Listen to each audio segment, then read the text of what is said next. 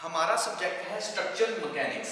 Structural mechanics के अंदर हम बात कर रहे हैं स्लोप एंड डिफ्लेक्शन के बारे में। आज हम नई यूनिट शुरू करने जा रहे हैं। नई यूनिट हमारी क्या है?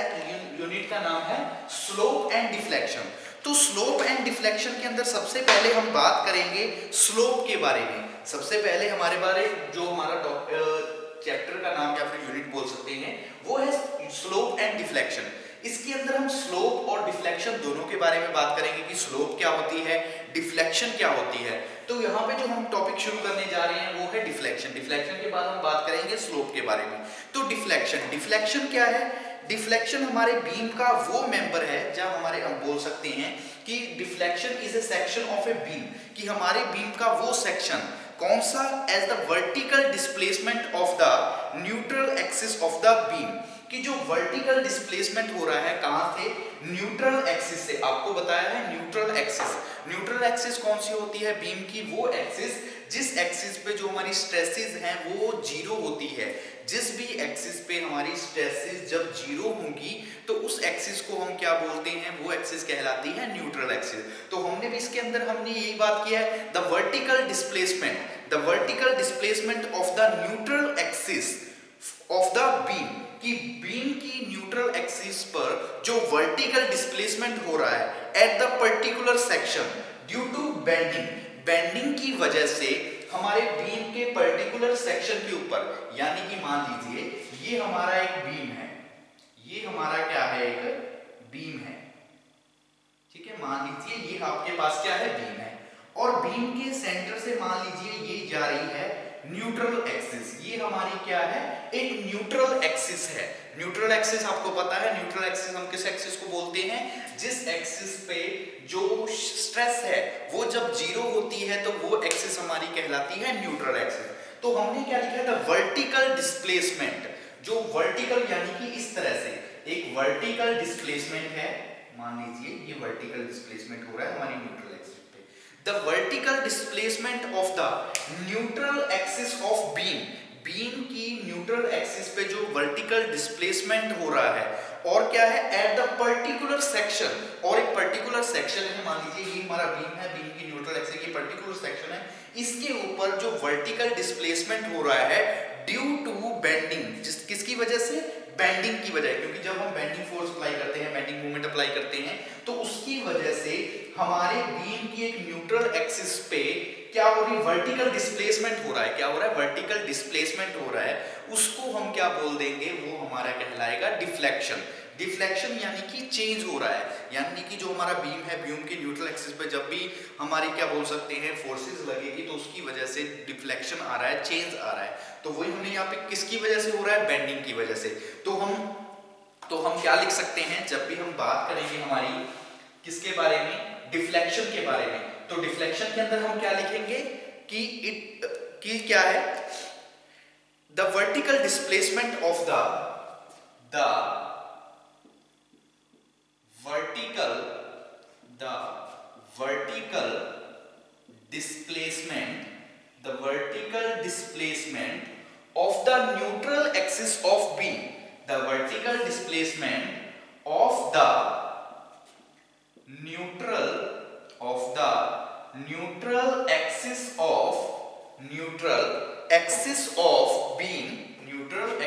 of beam at particular section, at the particular section due to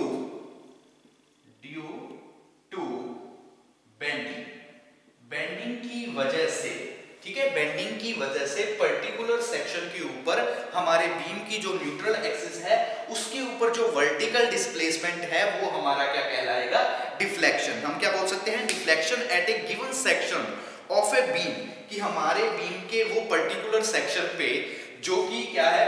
vertical displacement है of the neutral axis beam, हमारे बीम की न्यूट्रल एक्सिस पे वर्टिकल डिस्प्लेसमेंट पर्टिकुलर सेक्शन पर बजाय किसकी वजह से?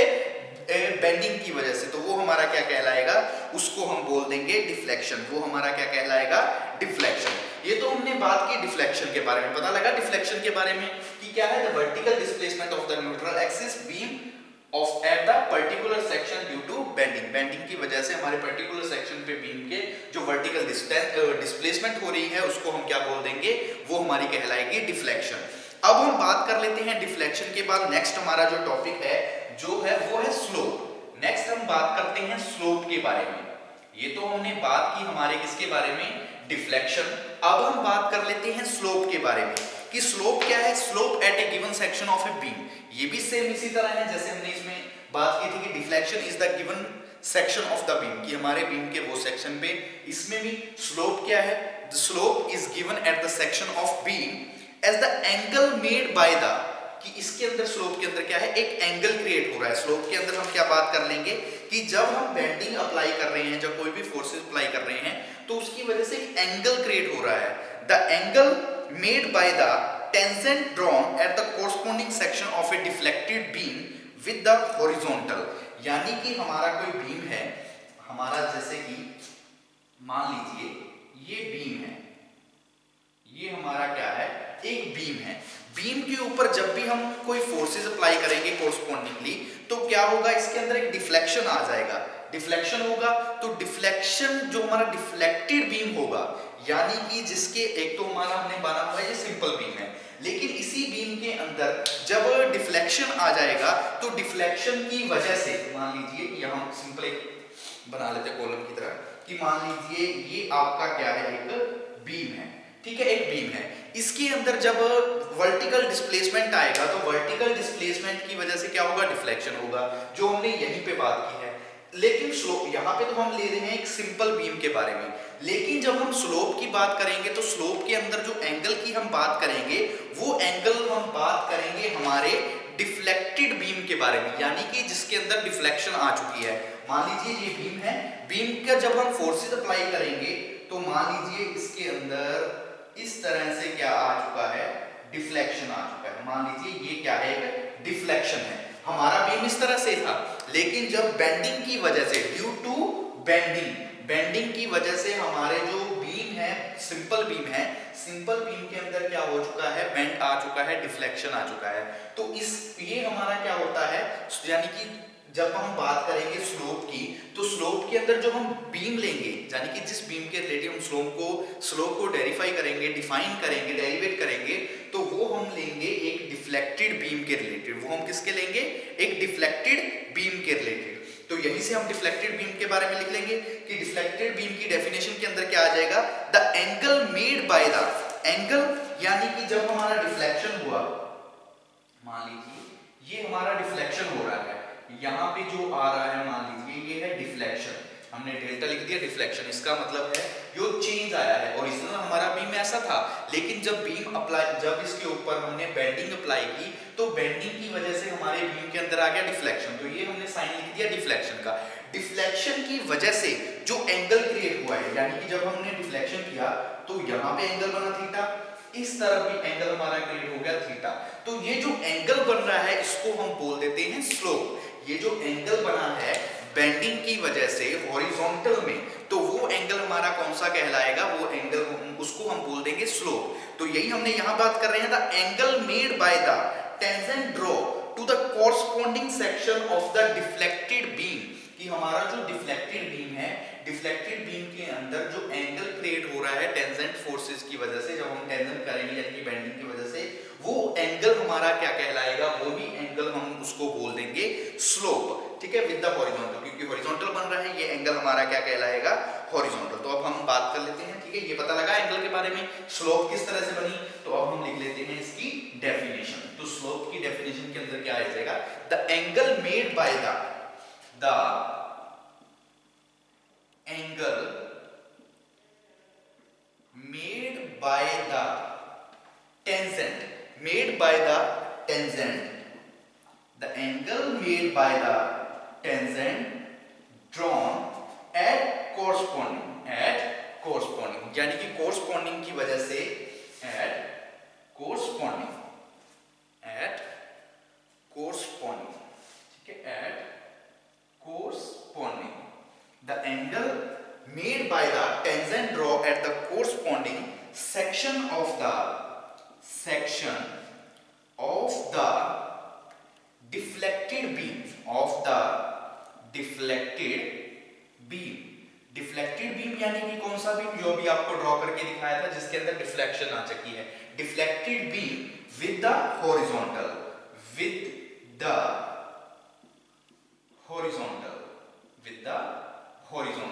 तो उसको हम क्या बोल देंगे, वो एंगल हमारा क्या कहलाएगा, स्लोप। अभी आपको ड्रॉ करके बताया था कि हमारा एक सिंपल बीम है, बीम के ऊपर जब हम बेंडिंग अप्लाई कर देंगे तो बेंडिंग अप्लाई करने की वजह से क्या होगा, डिफ्लेक्शन आ जाएगा हमारे बीम के अंदर।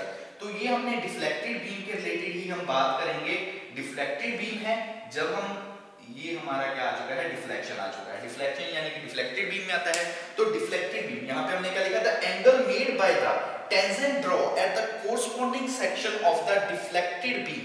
ये हमारा कौन सा है, डिफ्लेक्टेड बीम है।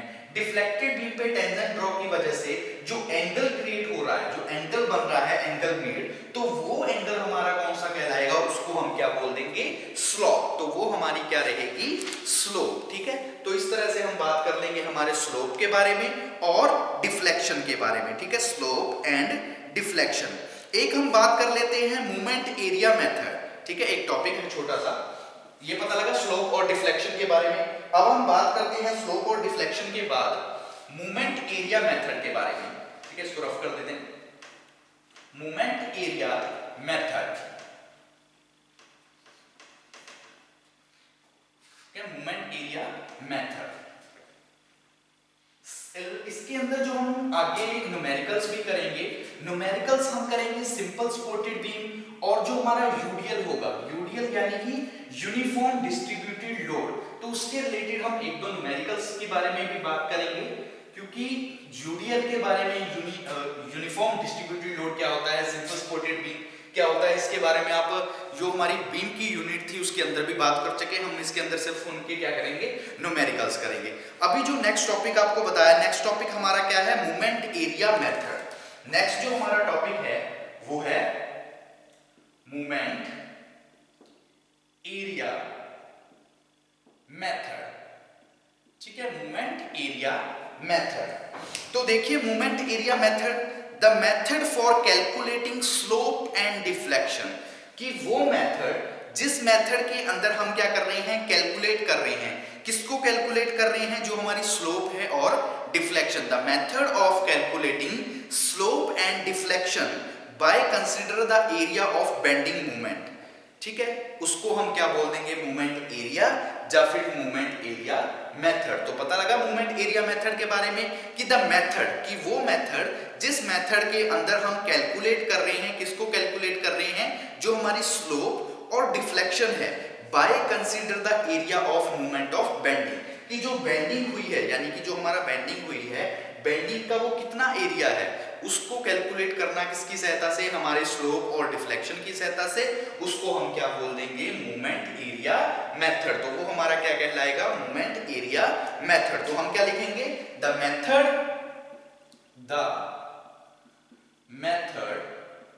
For calculating the slope and deflection, calculating the slope and deflection by considering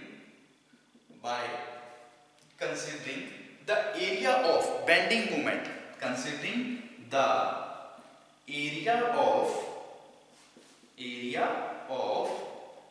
bending moment, the area of bending movement। तो वो हमारा क्या कहलाएगा, bending movement diagram is known as, bending movement diagram is known as movement area method, movement area method. तो वो हमारा क्या कहलाएगा, वो कहलाएगा movement area method. Movement area method या फिर एक और नाम होता है मूवमेंट मोहर मेथड, ठीक है, मोहर मेथड भी बोल देते हैं, मूवमेंट मोहर मेथड, ठीक है, मूवमेंट मोहर मेथड। तो दो नाम है, एक हम बोल सकते हैं मूवमेंट एरिया मेथड या फिर सिंपल मोहर मेथड भी बोल सकते हैं। तो देखिए हमने क्या किया, मूवमेंट एरिया मेथड के अंदर क्या है, the method for calculating slope and deflection. Slope और डिफ्लेक्शन के बारे में अभी आपको बताया कि स्लोप क्या होती है, डिफ्लेक्शन क्या होती है, दोनों के बारे में पता लगा। इसके अंदर क्या है, द मेथड फॉर कैलकुलेटिंग, हमने क्या करना है, कैलकुलेट करना है किसको, स्लोप और डिफ्लेक्शन को, by considering the area of bending movement. जो बेंडिंग मूवमेंट का एरिया है, बेंडिंग मूवमेंट डायग्राम का जो एरिया है उसको कंसीडर करके स्लोप और डिफ्लेक्शन को कैलकुलेट करने का जो मेथड है, उस मेथड को हम क्या बोलते हैं, मूवमेंट एरिया मेथड। वो हमारा मेथड क्या कहलाता है, मूवमेंट एरिया मेथड। तो मूवमेंट एरिया मेथड के बारे में पता लगा कि the method for calculating the slope and deflection by considering the moment area diagram is known as moment area method। तो वो हमारा क्या कहलाएगा, moment area method, ठीक है, moment area method। यानी कि जो हमारा बेंडिंग मूवमेंट डायग्राम है उसको कंसीडर करके स्लोप और डिफ्लेक्शन को कैलकुलेट करना, वो कहलाता है मूवमेंट एरिया मेथड या फिर मोहर्स मेथड, ठीक है, मोहर्स मेथड भी बोल सकते हो और उसको आप क्या बोल सकते हो, मूवमेंट एरिया मेथड। अब हम बात करते हैं नेक्स्ट हमारे टॉपिक के बारे में। टॉपिक के अंदर क्या है, टॉपिक के बताया है मूवमेंट एरिया जो हमने मेथड किया है, इसके रिलेटेड कुछ एप्लीकेशंस है। Applications of movement area method in simple supported beam and जो हमारे डिफरेंट लोडिंग कंडीशंस के अकॉर्डिंग है, जैसे यूडीएल है, कैंटिलीवर बीम है, उसके रिलेटेड हमने बात करनी है मूवमेंट ऑफ एरिया की, मूवमेंट एरिया मेथड की, कि कहां पे हम किस तरह से यूज करते हैं। शुरू करते हैं, ठीक है, तो इसको हम रफ कर देते हैं, नेक्स्ट टॉपिक करते हैं। ये आपको लगा मूवमेंट, ये हमने बात की है मूवमेंट एरिया मेथड की। तो अब हम डेरिवेट करते हैं अलग अलग बीम के लिए जो एप्लीकेशंस हैं मूवमेंट एरिया मेथड की, कि जैसे सिंपल सपोर्टेड बीम है या फिर कैंटिलीवर बीम है, यूडीएल है जो हमारा यूनिफॉर्म डिस्ट्रीब्यूटेड लोड है, तो उसके लिए मूवमेंट एरिया मेथड किस तरह से हम अप्लाई करेंगे, किस तरह से डेरिवेट करेंगे, ठीक है, शुरू करते हैं। तो टॉपिक का नाम क्या रहेगा हमारा, applications of movement area method, applications of movement area methods, applications of movement area method in simple supported beam, ठीक है, सिंपल बात कर लेते हैं application of movement of area methods, ठीक है, एरिया मेथड्स की। तो सबसे पहले हम बात करेंगे सिंपल सपोर्टेड, वैसे इसके अंदर बताया हुआ जो दिया हुआ है सिंपल सपोर्टेड बीम की, उसके बाद यूडीएल यानी कि यूनिफॉर्म डिस्ट्रीब्यूटेड लोड की, कैंटिलीवर बीम की, जो भी हमारी अलग अलग डिफरेंट लोड कंडीशंस होती है बीम के, उसके ऊपर सारे की दिया हुआ है एप्लीकेशंस के बारे में। लेकिन जो हमें पूछा गया है हमारे सिलेबस के अकॉर्डिंग, वो हमें दिया है, पूछा है सिर्फ दो के बारे में, एक है सिंपल सपोर्टेड बीम और दूसरा हमारा है यूनिफॉर्म डिस्ट्रीब्यूटेड लोड यानी कि यूडीएल के बारे में। तो सबसे पहले इसके अंदर हम बात कर लेते हैं हमारे फर्स्ट यानी कि सिंपल सपोर्टेड बीम।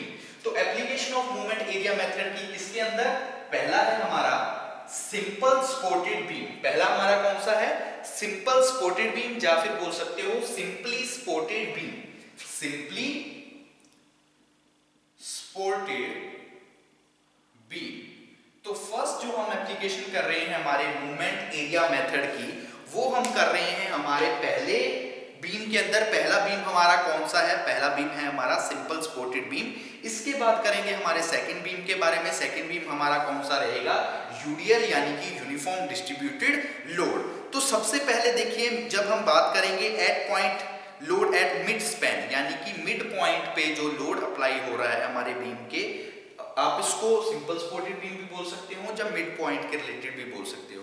तो सबसे पहले हम बात करेंगे at point simple supported beam के अंदर हम किसके बारे में बात करेंगे, at the point load at the a point load at mid span, a point load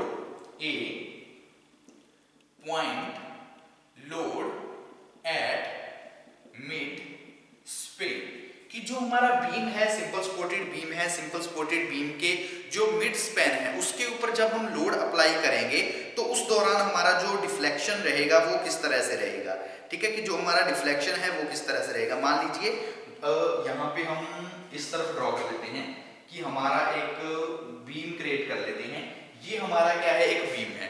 beam कौन सा है, मान लीजिए इसको हमने नाम दे दिया पी क्यू। ये हमारा बीम है, बीम को हमने नाम दे दिया पी और क्यू। इसके ऊपर क्या है, लोड अप्लाई हो रहा है। लोड अप्लाई होगा तो लोड की वजह से क्या हो रहा है, इसके अंदर डिफ्लेक्शन आ रहा है। मान लीजिए यहाँ पे हमने लोड अप्लाई कर दिया तो लोड की वजह से इसके अंदर ये वाला डिफ्लेक्शन आ गया। ठीक है, लोड की वजह से क्या हुआ, इसके अंदर ये डिफ्लेक्शन आ गया। तो डिफ्लेक्शन, इसको हमने मान लीजिए ये डिफ्लेक्शन आया है। इस साइड जो एंगल क्रिएट हो गया, ये एंगल बन गया जैसे इस तरह से, ये एंगल हो गया, इस तरह से ये एंगल हो गया। ये हमारा लाइन कहलाएगी। ठीक है, ये जो एंगल क्रिएट हुआ ये थीटा, इस तरफ भी जो एंगल बन गया ये भी थीटा। देखो ये तो जो बेंडिंग आई है, ये जो चेंज आएगा बीच में, ये तो हमारा रहेगा डिफ्लेक्शन। आपको बताया था जब हमने डिफ्लेक्शन के बारे में, बीम की बीम है, बीम के मिड स्पैन यानी कि मिड पॉइंट पे हम क्या कर रहे हैं, एक पॉइंट लोड अप्लाई कर रहे हैं। तो पॉइंट लोड अप्लाई करेंगे तो बीम के अंदर डिफ्लेक्शन आएगा। तो ये डिफ्लेक्शन आ रहा है, ये इतना जो बीम के अंदर आया है ये क्या है, डिफ्लेक्शन। और डिफ्लेक्शन की वजह से जो एंगल क्रिएट हुआ है हमारे डिफ्लेक्टेड बीम पे, उस एंगल को हम क्या बोलते हैं, वो एंगल हमारी कहलाती है स्लोप। वो एंगल क्या होती है, हमारी स्लोप। मान लीजिए ये हमारी एल है, ये दोनों साइड्स पे एंगल बन चुके हैं। जो बीच में हमारा क्या रहेगा, बीच में हमारा आ जाएगा डिफ्लेक्शन। बीच में हमारा क्या होगा, डिफ्लेक्शन आ जाएगा। इसी तरह हम बात कर लेंगे, ये हमारा डिफ्लेक्शन हो गया। इसी तरह इसका बन जाएगा, ये तो हमने बात की शियर फोर्स डायग्राम के बारे में। अब हम बेंडिंग मोमेंट डायग्राम बना लेते हैं। तो बेंडिंग मोमेंट डायग्राम भी आपको पता है इसी तरह से बनता होता है। इसके नीचे हमने ड्रॉ कर दिया, मान लीजिए ये हमारा P है, ये हमारा Q है। मिड पॉइंट पे लोड लग रहा है, यहाँ पे पॉइंट पे आ रहा है। तो ये पॉइंट किस तरह से होगा, मान लीजिए ये हमारा मिड पॉइंट यहाँ पे है, तो ये डायग्राम हमारा ड्रॉ हो जाएगा इस तरह से। ये हमने जो हमारा बेंडिंग मूवमेंट थे उसमें हमने इन डायग्राम्स के बारे में पूरी अच्छी तरह से बात की थी। सिंपल सपोर्टेड बीम कौन से होते हैं, पॉइंट लोड कब ऐसे लगता है तो कब किस प्रकार का डायग्राम बनाते हैं, shear force diagram, bending movement diagram हम किस तरह से बनाते हैं उसके बारे में आपको बताया था।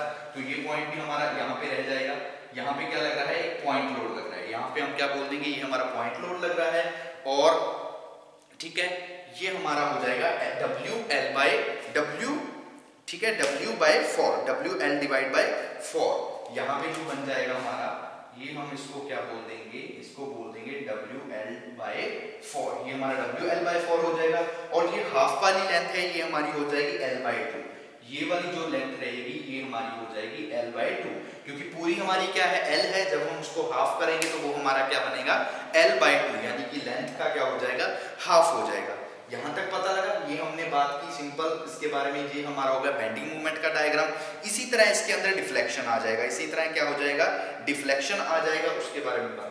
अब देखो point load at mid span हमने क्या शुरू किया है, आपको हमने बात की कि हम दो बीम के बारे में बात कर लेंगे, एक सिंपल सपोर्टेड बीम और दूसरा हमारा जो होगा यूनिफॉर्म डिस्ट्रीब्यूटेड लोड के ऊपर जो हमारा बीम। तो हमने क्या किया, एक point load at mid span हमने क्या किया, एक हमारे पास बीम है, बीम के ऊपर पॉइंट लोड यानी कि पॉइंट लोड अप्लाई कर दिया मिड स्पैन के ऊपर। मिड स्पैन के ऊपर अप्लाई किया तो उसकी वजह से हम क्या कर लेंगे, एरिया कंसीडर करेंगे। लेट हम क्या मान लेंगे, लेट ए हमारा क्या रहेगा, ए हमारा रहेगा area, area of bending movement diagram. A हमारा क्या मान लेंगे, हम मान लेंगे area of bending movement diagram. Bending movement जो ए है वो ए हमने मान लिया कि ए हमारा है मूवमेंट ऑफ, जो हमारा बेंडिंग मूवमेंट है उसका एरिया है बिटवीन क्यू एंड सी। ठीक है, बिटवीन क्यू एंड सी, कि जो हमारा क्यू और सी पॉइंट है उसके बीच का जो पॉइंट है वो हमारा क्या कहलाएगा, क्यू और सी। ठीक है, पी और क्यू बोल सकते हो, यहाँ पे क्या लिख सकते हो, पी और क्यू। ठीक है, पी और क्यू,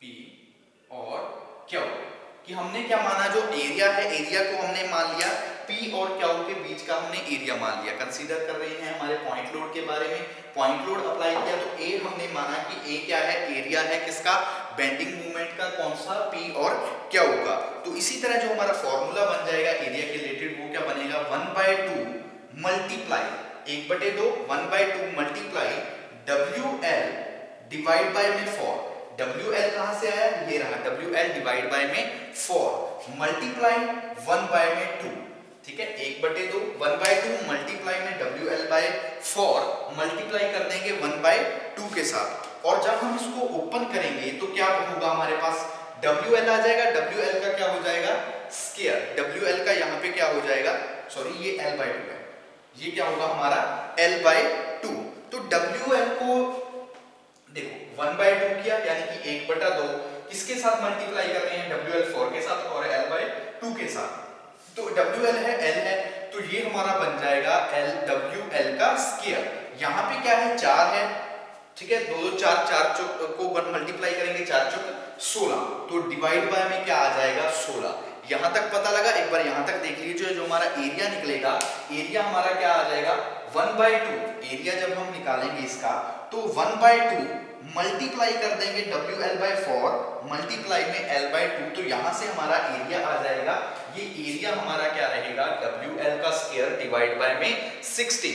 इसी तरह L निकाला, अब हम बात कर लेंगे हमारी x पॉइंट के बारे में, फिर हम बात करेंगे क्या हो, तो x बार यानी कि जो मीन हमारा आएगा, x बार हम किस तरह से निकालेंगे, x बार के लिए जो हम फॉर्मूला लगाते हैं, ये फॉर्मूले याद रखने होंगे, तो फॉर्मूला जो हमारा रहेगा मोमेंट एरिया मेथड के अंदर वो क्या रहेगा 2/3, ठीक है, 2:3 मल्टीप्लाई 2/3 मल्टीप्लाई कर देंगे हम 1/2 से, इज इक्वल टू, मतलब 2/3 को मल्टीप्लाई करेंगे 1/3 से, तो हमारे पास जो आंसर बचेगा वो क्या बचेगा, वो बचेगा 1/3, किस तरह से 2 से 2 कट जाएगा, तो हमारे पास क्या आ जाएगा, जो x बार आएगा हमारे पास वो रहेगा 1/3, x बार आ गया। इसी तरह हम निकाल लेंगे थीटा n, यानी कि जो हमारा एंगल है, एंगल हम किस तरह से निकालेंगे, एंगल के लिए जो फॉर्मूला होता है वो होता है a divide by EI is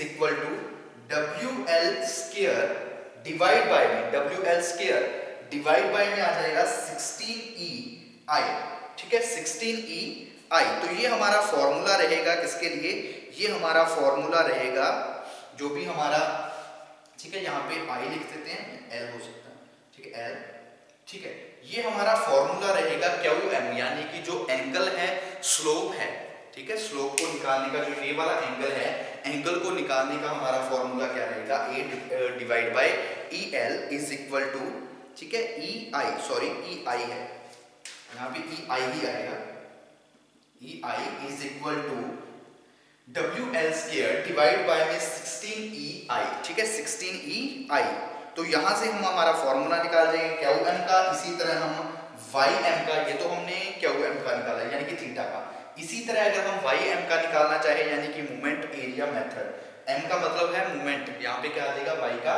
moment, तो Y का मोमेंट यानी कि जब हम वर्टिकल डायरेक्शन में देखेंगे तो उस दौरान जो हमारा फॉर्मूला बनेगा वो बन जाएगा AX की बार डिवाइड बाय में EI is equal to WL square divide by में आ जाएगा 6 मल्टीप्लाई में आ जाएगा 1/3 मल्टीप्लाई में आ जाएगा L